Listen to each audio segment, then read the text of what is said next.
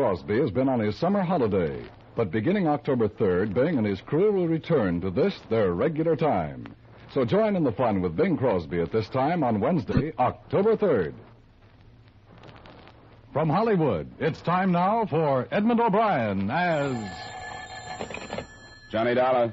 Roger Stern, Dollar. Hello, Mr. Stern. What can I do for you? A job. Be in my office at 8 tomorrow morning and bring a packed suitcase. Sure. Just like those. You're going to Cuba. Oh, hot this time of year. Very. See you at 8, Mr. Stern.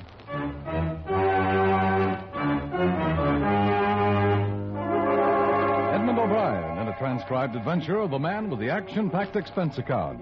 America's fabulous freelance insurance investigator. Yours truly, Johnny Dollar.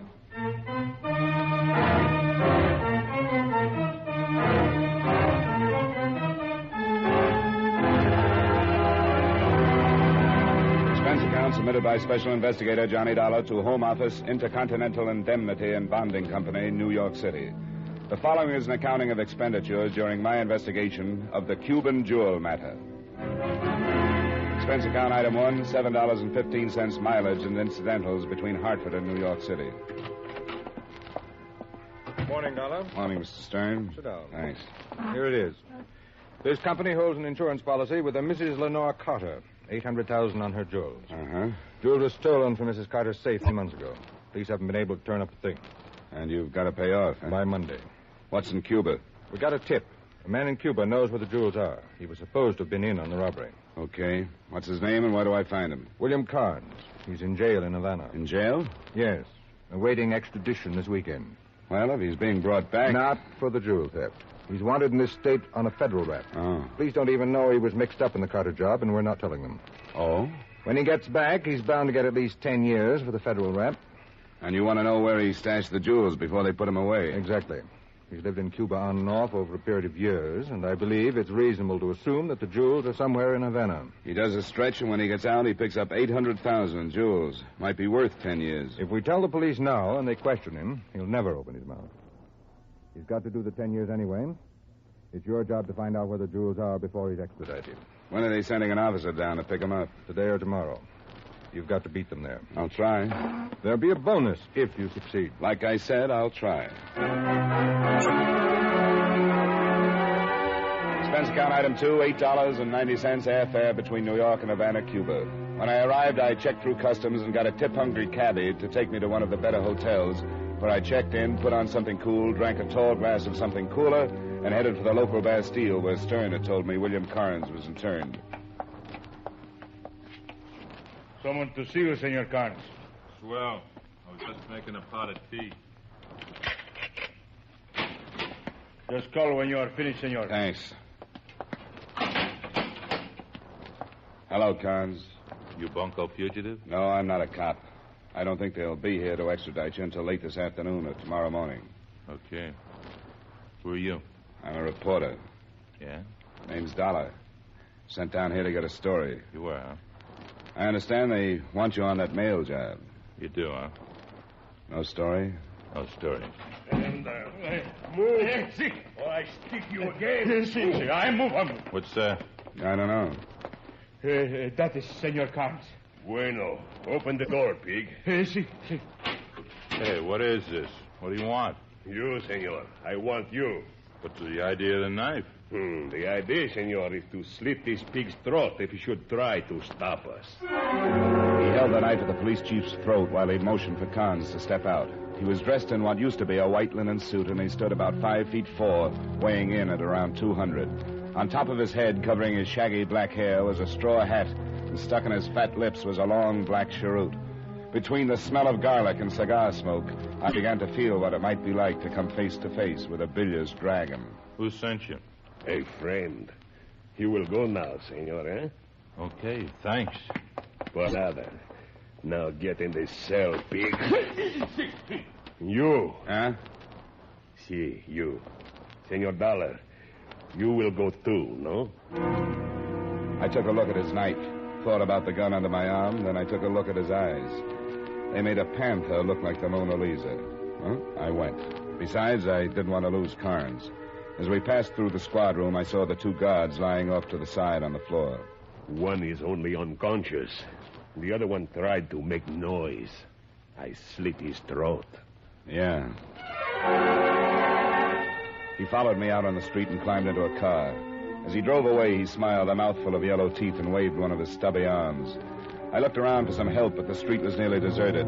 I was about to go back into jail and release the police chief when I looked down the block and spotted Carnes ducking into a building. I went after him. The sign over the door read Cantina El Gallo, so I slowed down to a sprint and went in. The barroom was small and dark. Posters all over the wall advertised everything from the government lottery to bullfights and jai-alai. Carnes was nowhere in sight, so I walked over to a long bar, and a lazy bartender moved a wet bar rag slowly up the counter to me. Something for you, Mac? You American? Yeah, but I got sold on siesta. Where did the guy go came in here just before I did? I didn't see nobody. Look, I'm going to make this as painless as possible. A guy named Carnes just romped in here. Whether you know it or not, you couldn't have missed him. He didn't go back out the front door. I don't think I like you. I affect some people that way. Where did he go? I don't know what you're talking about. The guy who just came in here. Beat it. You know, I think you're going to take your siesta early today. Yeah? A long one, but it's going to be uncomfortable. I told you to beat it. When you tell me where I can find Carnes. I got a lot of bottles back here. Swell. Line them up. I'll see if I can shoot the corks out. Oh. Uh-huh. Carnes went up to see Maria. Door at the top of the stairs. I went up the stairs 3 at a time and forgot to knock. And there, standing in the middle of the room, was the best reason I could think of for upholding the good neighbor policy. South of the border, north of the border, any way you looked at it, the geography was lovely. See? Where's Carnes? Don't you think it would have been more polite to knock? I forget my manners when I'm in a hurry. Where's Carnes? I don't know anybody named Carnes. That isn't what the bartender said. Whatever he said, I don't know anybody named Carnes. The bartender also said that Carnes came up here just a little while ago. Senor, you don't look like a man who believes everything he hears. I don't, generally, but I saw Carnes come into the bar. He didn't come out. Now, where is he? I have no idea. I think you're lying. Please leave, senor. Sure. Where's your back door? The way you came in. Bad luck. Where is it? Behind the curtains.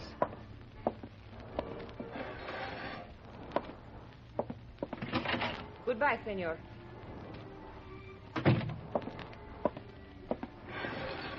I said goodbye, senor. I had trouble convincing the bartender. He said Carnes came up here. Okay, I still need Carnes. Do I convince you too? How do you propose to convince me, senor? Right now, time's important. $100 worth. I'm sorry, senor. I could be a bully.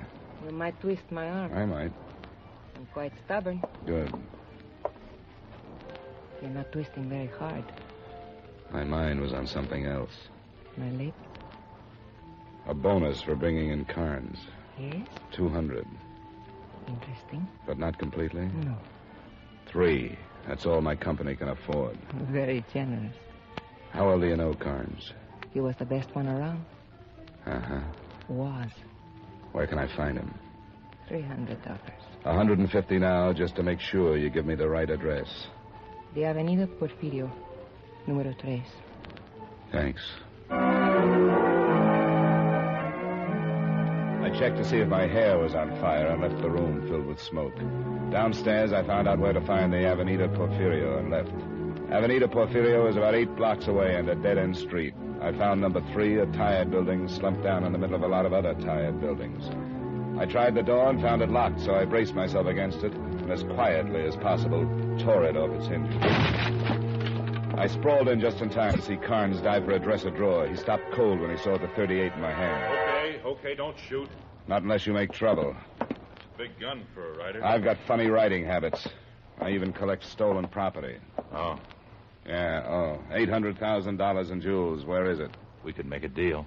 We could, but we won't. Come on, get it. I'm in a nasty mood. You can get at least $500,000 at a fence. Stuff's easy to break up. They'll never trace it. Do I have to get rough? No, it's in the bedpost. I'm running out of patience. Okay.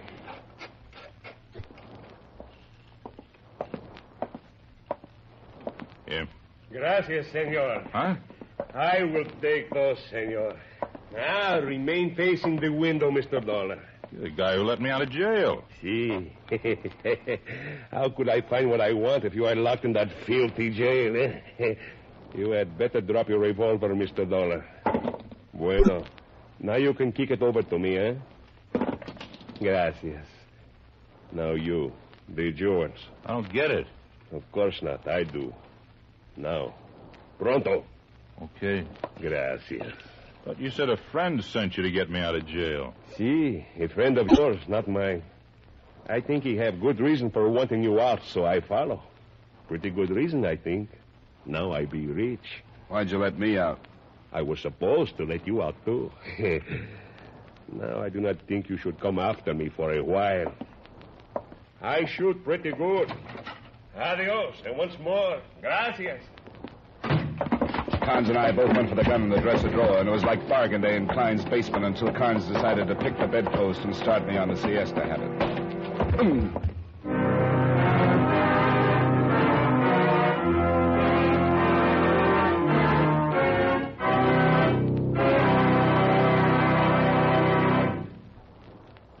We'll return you to yours truly, Johnny Dollar, in just a moment. Tomorrow night, on most of these same CBS radio stations, the FBI in Peace and War goes to work on The Inside Story, an exciting bout between makers and breakers of the law. You'll enjoy G-Man Shepard's latest case, in which the inside story is one of slick swindlers come to grips with the nation's #1 law enforcement agency. Tomorrow night on CBS Radio at the Star's address.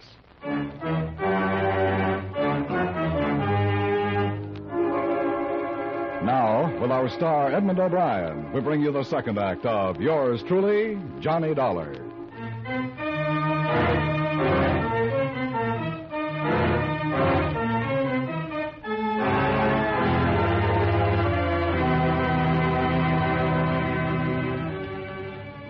The hunk of metal bedpost had put me down and out. When I finally came around, the room was dark and cold.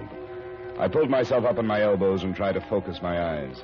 My head ached from the scalp wound over my right ear, and through a window, I could see the moon pushing its way over the tops of the buildings across the street. I felt awful. I'd lost the 800,000 in jewels, William Carnes, and enough blood to make a vampire do a schottish. I finally got to my feet, stumbled out of the building, and managed to find my way back to my hotel, where I washed up and put in a call to Roger Stern at the office of Intercontinental Indemnity and Bonding. Yes, Dollar. Have you located the item? I was in touch with the party you sent me to see. He led me to it. Good. Now, a big bundle of garlic that spoke broken English and carried a large gun is now in possession of the item. What? Yeah, I'm sorry, but I'll do my best to locate it. You mean it was taken away from you? To the point of a skull fracture. Where's Carnes? There was a slight jailbreak. He's loose and probably trying to find the little guy who helped him escape. The little guy's got the item. I'd like to know who gave you the tip on Carnes. I can't divulge that. I think it's necessary. Either this little guy knew Carnes had the item or he knew he was going to lead him to it. He busted him out of jail and then followed him. He even knew my name, and when Carnes questioned him, he said that he was paid to release us. What did this little man look like? Oh, 5 feet 4 or 5, about 200, used a knife on the break, cut a jailer's throat. Now, look, you better tell... Wait a minute. What is it? The police, Senor Dollar. Open the door. What is it? Police, I'll call you back. All right, watch yourself. I intend to. Come on, Dollar, open up. Okay. Hello, Chief. Senor Dollar, You took your time. Yeah. this is Sergeant Evans from the New York Police. How are you? Not too happy. I came down here with extradition papers for William Carnes. I had Carnes until he split my head. I can't help you now. Who was the guy who helped Carnes escape? I have no idea. I think that is a lie, senor. I think not. He knew your name. He called you Senor Dollar.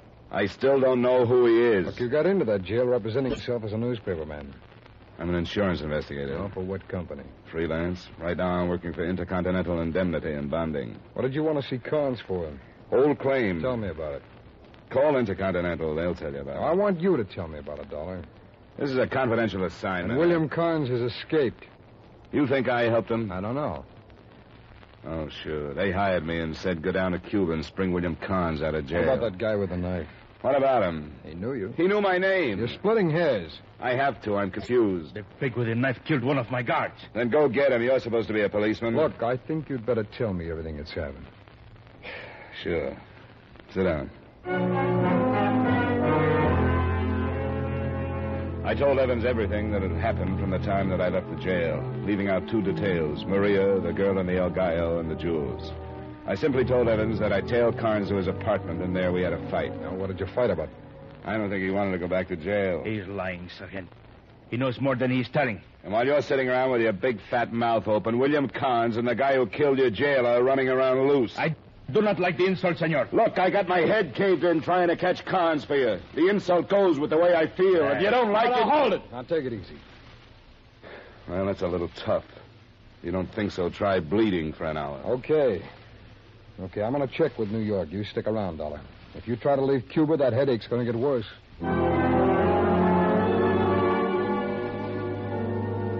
The Cuban police chief followed Sergeant Evans out of the door, and I gave them 10 minutes head start before I left the hotel and headed for the El Gallo.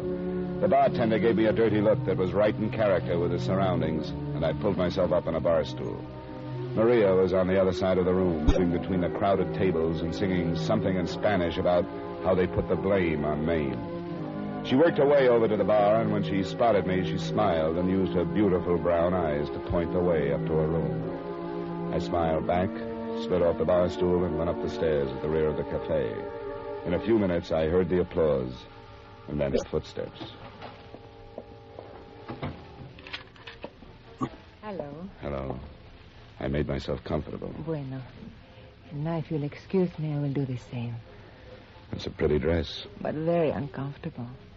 I'll change. I'll be out in a moment, huh? There's something to drink on the shelf by the window. Did you find it? Yeah. How about you? Please. I'm sorry there's no ice. Just a formality. Well, it makes it more comfortable, but in the long run, you get comfortable anyway. Well? I feel better. I'm sure you do. Here. Gracias. And how do you feel? I'm with you. Did you find Senor Carnes? Yes, I owe you 150, don't I? Later. Okay. I still do not know your name. Dollar. Johnny Dollar. You make a good drink, Johnny. Just straight whiskey? And strong. And you made it. And that makes it a good drink. Have you seen Carnes since I left you? No. Why do you want him, Johnny? Are you a policeman? Not a bit. I'm an insurance investigator. What do you know about Carnes? Oh, very little. He came to Havana about, 3 months ago. I met him one night downstairs, and I saw him quite frequently after that. As I told you this afternoon, he was the best one around. He ever tell you anything about himself? About his business? How he lived? No, very little. He seemed to have money. Not a great deal, but enough. You have any friends? No. I never saw him with any. He seemed always to be alone. He liked it that way. What about you? Must I explain? You have. I was the only person he spent any time with. And then he was arrested. I believe it was for something he did up in the United States. That's right. At any time, do you remember seeing him with a short Cuban, weight about 200 pounds? No. Johnny, must we talk about Carnes? It'll bother me if I don't get it off my mind. Oh, then by all means, talk. I don't want you to be bothered all evening, Johnny. All right. But have you ever seen a little man that fits that description? If I have, I don't remember. Dirty white suit, straw hat, mean eyes, carries a long knife? No, Johnny. A man like that I would forget anyway. Okay. Johnny, you look discouraged.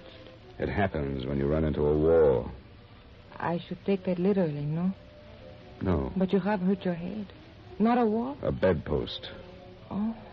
Your friend Carnes, he was swinging it. Let me see. Sure. Oh, Johnny. Poor Johnny. Yeah, poor Johnny. It hurts. I'd almost forgotten about it. Did I help you to forget about it? Immeasurably. But it still hurts a little. Then you shouldn't think about it. I'll need some help. Of course. Huh?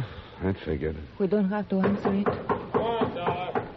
I think we do if you don't want it broken down. Only a policeman sounds like that. Oh, Johnny. Honey, do I look happy? All right.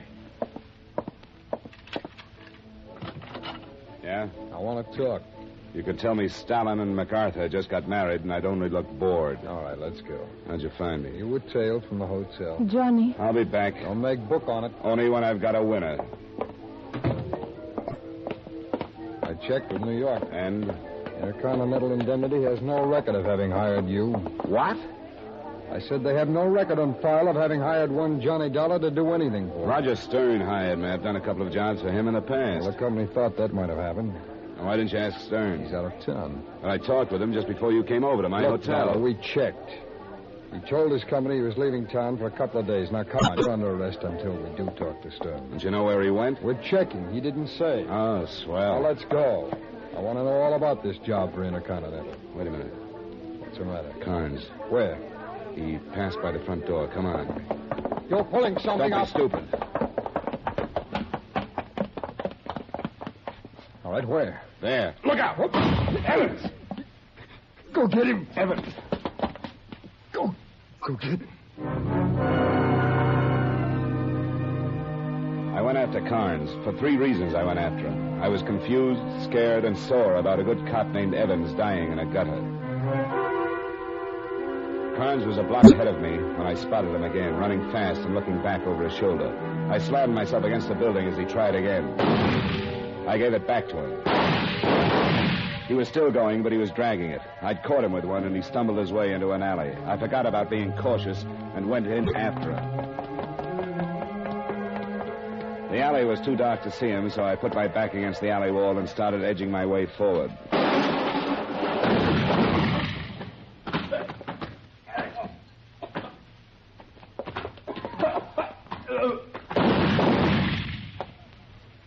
Give it up, Carnes. You're through. Okay. I'm hit bad. Get me some help. Practically cut me in half. Get me to a doctor. You just killed somebody. I'm dying. A doctor, huh? When you tell me a few things. What? Please, get a doctor. I'll tell you. Why were you busted out of jail? Who wanted you out? The guy I was in on the Carter job with. He put me up to it. Gave me the combination of the safe. You got the jewels and headed for Cuba. You didn't split with him. No. I found out he was after me, so I turned myself into the law on an old rap. He had me busted out, so I led him to the jewels. It wasn't the little guy with the knife? No. He hired him, too, I guess. Who is he? Stern. Roger Stern. Works for an insurance company. Yeah, I know. Please. Oh, look. Okay. You get your doc. Can you stand up? Carnes? No, I guess you can't. You're not ever going to stand up again.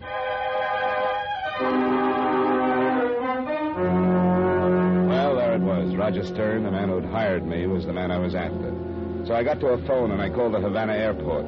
The next plane from New York was due in an hour, and because of my phone call to Stern, it was a good bet he would be on it to protect his interests. I grabbed a cab, and in 15 minutes I was sitting in it across the street from the airport. The place was alive with Cuban police, but they weren't looking for Stern. They were waiting for Johnny Dollar to try to leave Havana. An hour and 5 minutes later, my patience paid off when Roger Stern walked through the front doors and climbed into a cab and headed south with my cab right behind him. We drove like that for about 40 minutes until we reached the outskirts of town and stopped on a dirt street fronted by an adobe building. My cab pulled up at a safe distance behind, and I got out and watched Stern walk up to one of the buildings and knock on the door. Someone let him in, and I went around back to see if I could find an unlocked window. I did. I could hear voices coming from the front of the place, so I crawled in and picked my way through the darkness. But, Senor Stern, I do not know what you are talking about. You know what I'm talking about. $800,000 in jewels. 800? Oh, senor, where would I get... Stay right at that table. You don't have to point no gun at me. I did what you paid me for. I got Senor Carnes out of jail so that Dollar could follow him. Dollar called me last night. He said you took those jewels. Oh, senor, I think maybe this Dollar was lying. I think maybe... I want those jewels. I do not have them, senor. I warn you. You do not warn me, senor. I do not scare of you. You better scare. You're wanted for murder. See? And what are you wanted for? I cut a man's throat, senor. You and Khan steal the jewels. It seems to me we are both wanted. I'm going to get those jewels. No. Then you do have them. See, I have them. But you're not going to have them. I'm going to give you 10. I told you I do not scare by you. I do not scare by nobody. 1. You do not kill me. 2. You kill me, you go to jail. You're wanted for murder. I'll be helping the police. 3. What about Khan, senor? What if he tells the police? If he does, I'll be in South America. 4. Without the jewel? No. 5. But, senor, you need money. You're going to give it to me. 6. You You do not have the insides to kill me. 7. Senor, why do we not be practical? 8. Half for you, half for me. 9. I should get something. I got them for you. 10. Okay. Where are they? In my hat. Hey, you look surprised. A little. Take it off. Throw it in the middle of the floor. Si, senor. Don't anybody move. Here. It happened fast. Stern spun around to face me, and Juan kept reaching for his hat. Stern pointed his gun, and I thought I was going to have to shoot him, but Juan took care of it. As his stubby little arms went past his collar, it came up with that long knife. He'd thrown it, burying it to the hilt between Stern's shoulder blades. Then he went for the gun.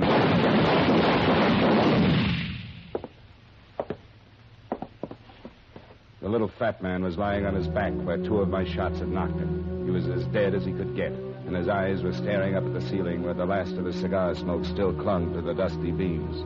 His straw hat was pushed back, and 800,000 in jewels had spilled out of his leather bag inside and was spread on and around his fat face.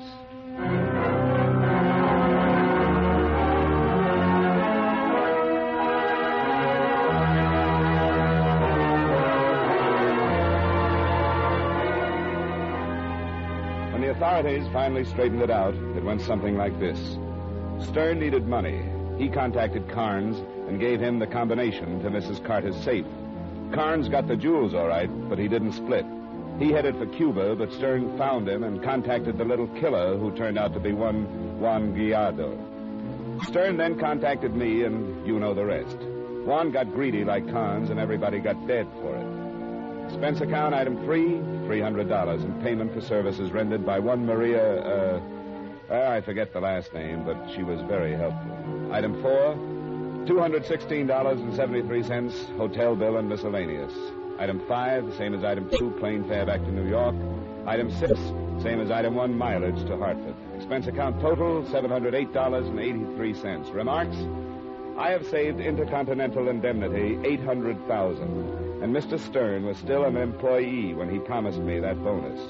If you think I've earned it, please forward it to my address in Hartford.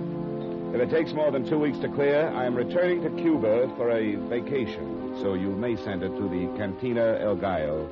Yours truly, Johnny Dollar.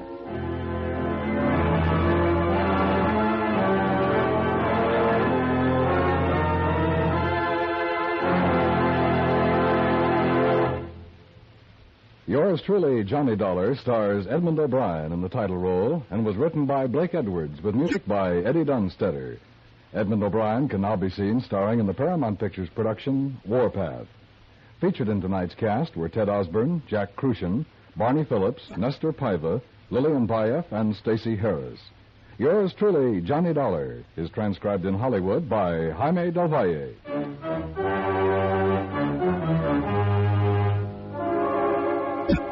This is Dan Coverly inviting you to join us next week at this time when Edmund O'Brien returns as... Yours truly, Johnny Dollar.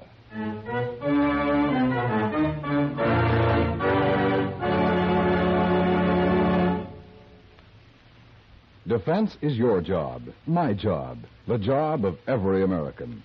To stay free, to be strong and secure, our country needs the help of every citizen. Defense bonds provide that help. They help to make America strong financially. They help to curb inflation, and they make the individual family more secure. Defense bonds strengthen the military front, the production front, and the economic front. And just as important, buying United States defense bonds helps you by providing you with a safe, sound, profitable investment. Don't forget, defense is your job, too. Buy United States defense bonds.